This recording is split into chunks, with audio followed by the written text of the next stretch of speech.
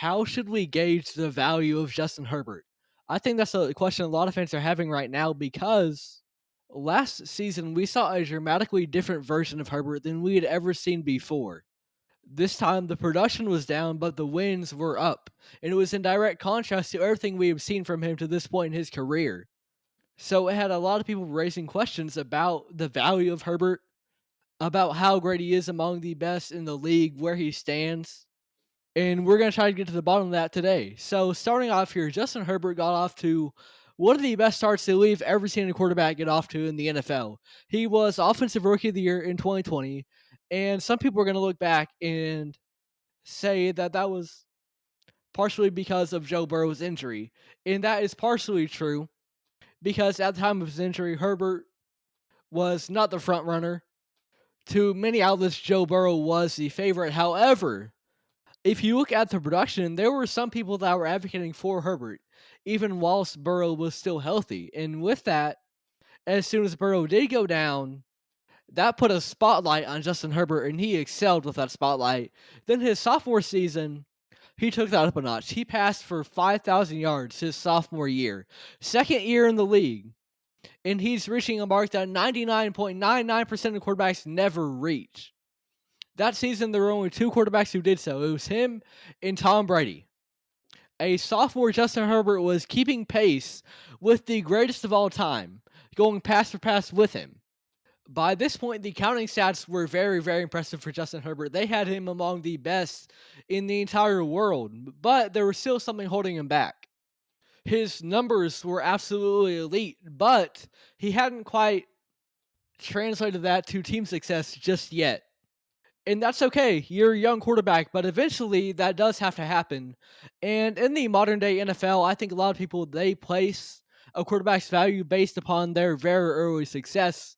And they expect success early on because with that rookie contract, Herbert was only going to get more expensive. And so you have to maximize that roster when they're still young, when you're paying them little. So that way you have more of a window to win, more of a window to bring in all this talent. But that just quite hadn't quite been the case just yet. The production was incredible, but there were questions of his team success. But now here we are, a couple years later, and the conversation around Herbert has completely flipped on his head. Last year, he threw 23 touchdowns to 3 picks and passed for 3,800 yards. It was a season unlike anything we've ever seen from this point in Herbert's career. The production in a vacuum was down. The big box score numbers in a vacuum were down. The fantasy players weren't happy with him, but the team was winning. This was by far the most successful season that LA has had so far under Herbert. Or not necessarily by far, but in terms of what they're building towards, this was absolutely his best team season as a Charger yet. At the same time, though, he was not asked to do as much. So some people want to look at that and say, yes, this was his most successful year with the team. But that year also came when he did less than he was doing before. But I think that this season might have just proved his value to an even greater extent. Because now, yes, we have seen a little bit of everything from Herbert. We have seen gunslinger Herbert, and now we have seen safe and efficient Herbert. And both sides have their drawbacks, but both sides also had their positives. And the key is here, he did exactly what the team needed from him last year. He didn't need to throw for 5,000 yards. All he needed to do was win, and that's precisely what he did. And when you've got a quarterback like that, when you have a quarterback in a situation where they aren't asked to take a high volume of pass attempts, the biggest marker to look for is their efficiency.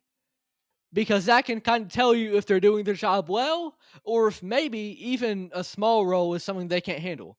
Look at Desmond Ritter. This is someone who, with the Falcons, wasn't expected to set the world on fire, but he had Bijan, he had Drake London, he had Kyle Pitts. He just had to do something. He just had to be safe with the ball, and that didn't happen. And now he's not with the Falcons anymore because he did not fit the role that Atlanta needed. But Herbert, by contrast, he did everything that he needed to do, and it didn't make his production look the prettiest that it's ever been, but the team looked as good as they ever have under him. And overall, I would consider it to be a good season by Justin Herbert. You didn't have the eye popping numbers, but you didn't need to. He had the impact. And when it came to threading the needle week by week, when it came to efficiency, there were not many better in the league last year than Justin Herbert. And I think that's so key to pinpoint because it shows to me that he is developed as a quarterback. Yes, his sophomore year, he threw for 5,000 yards, but that also came with 15 picks. He divided that by 5 this past season, cut it down to 3. He is developing, and he did what the team needed from him last year, and it got them to pretty high success. For LA, the Chargers, I think they're building something. And of course, that's going to be around Herbert. And I think they're building something that's going to be sustainable. Because if you need him to thread the needle, I think he can. I think he has shown you that he can. But also, he can take a step back if you want to focus on the run game. If you want to focus on your defense, your bread and butter, whatever works. I think Herbert is built for the task now. And last year, I think we saw the most complete version of Justin Herbert that we've ever seen. Now, of course, I think that's very much open to discussion. However, I am still high on the potential of Justin Herbert. I think he could produce more next year if that's what's going to help the team. But I think we are seeing positive signs from him for being a team quarterback, not just a production quarterback. And look who just won the Super Bowl. That was Jalen Hurts, kind of the epitome of that team quarterback. So there is a path for success out there for Justin Herbert. On one hand, there's really two paths. On one hand, there is that individual success. There is that kind of Matthew Stafford kind of career in which the numbers look great, but overall your team just isn't winning games. Then of course, so ultimately Stafford got into a better situation and he won because he was so talented and he fit LA and he was with a great coach. And guess what? Herbert's with a great coach right now too in Harbaugh. I still think the sky's the limit for him. I think in terms of arm talent, there's not many better in the league than Herbert. And now he's kind of nailing down that efficiency.